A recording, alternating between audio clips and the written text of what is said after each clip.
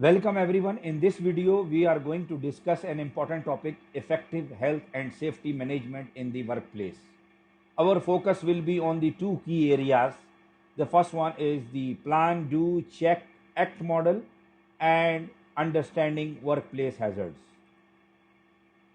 So the plan, do, check, act, which is PDCA model, provides a systematic approach to continuously improving health and safety practices, ensuring that we are always working towards a safer environment. And now let us explore. First, we need to plan by setting objectives and planning activities. Next, we do by implementing health and safety plans. After that, we check to monitor and measure performance. And finally, we act by reviewing and improving the management system. Let's dive into each step in more detail. So the plan. To start with the plan phase, we need to set clear objectives and carefully plan our activities. This involves identifying and evaluating workplace risks and developing specific health and safety objectives. We also create a comprehensive action plan that assigns roles and responsibilities to ensure everyone knows what they need to do. It is crucial that our plan complies with all relevant laws, and regulations to ensure legal adherence and maintain a safe environment for everyone. The do phase is where we put our plans into action. This includes executing the health and safety action plan, providing necessary training and resources to all employees, and ensuring that safety information is communicated effectively. We must engage employees in safety initiatives to make sure everyone is involved and committed. Day-to-day activities should be monitored for compliance with safety standards to maintain a safe workplace. Check. Now we move on to the check phase where we monitor and measure our performance. This is done through regular safety inspections and audits, tracking key performance indicators and analyzing incident reports and near misses. We also gather feedback from employees to understand their perspective on safety practices. Ensuring compliance with safety standards and regulations is essential to identify areas that need improvement. Act. In act phase, where we review and improve the management system based on the data we have collected. This involves reviewing performance data and audit results, identifying areas for improvement, and updating health and safety policies and procedures accordingly. We implement corrective actions and preventive measures to address any issues that have been identified. It is also important to communicate any changes to all stakeholders to ensure everyone is aware and aligned.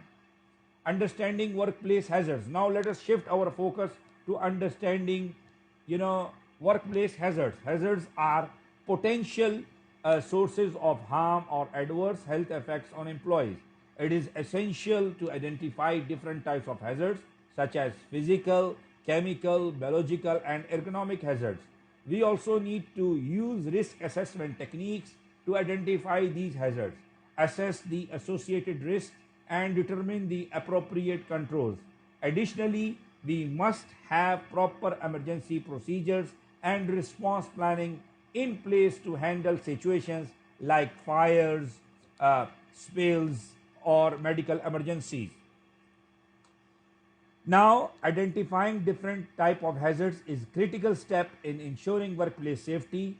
Physical hazards include noise, radiation, temperature extremes, and vibration, while chemical hazards include dust, fumes, and gases.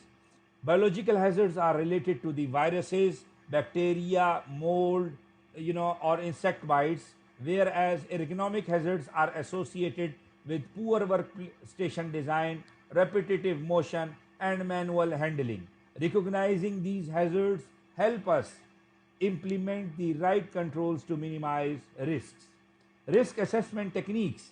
Risk assessment is a vital process for managing workplace safety.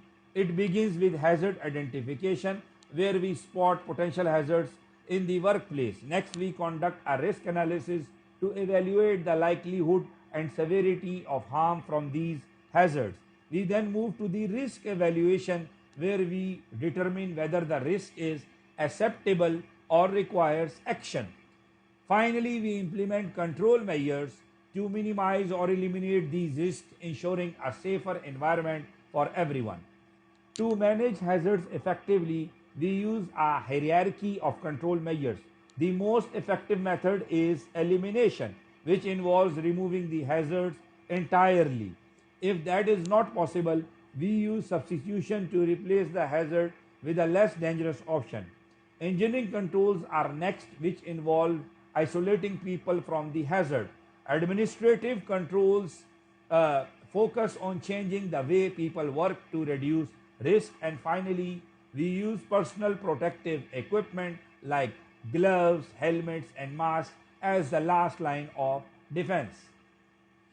Emergency procedures and response planning. Having robust emergency procedures and response plans is essential for workplace safety. Start by developing a comprehensive emergency response plans for situations like fires, chemical spills, and medical emergencies. Conduct regular drills. The regular drills are necessary to ensure all employees are familiar with these procedures. Assign roles and responsibilities such as emergency coordinators and first responders, and maintain emergency equipment like fire extinguishers and first aid kits. Regularly review and update these plans to keep them effective. Thank you for listening.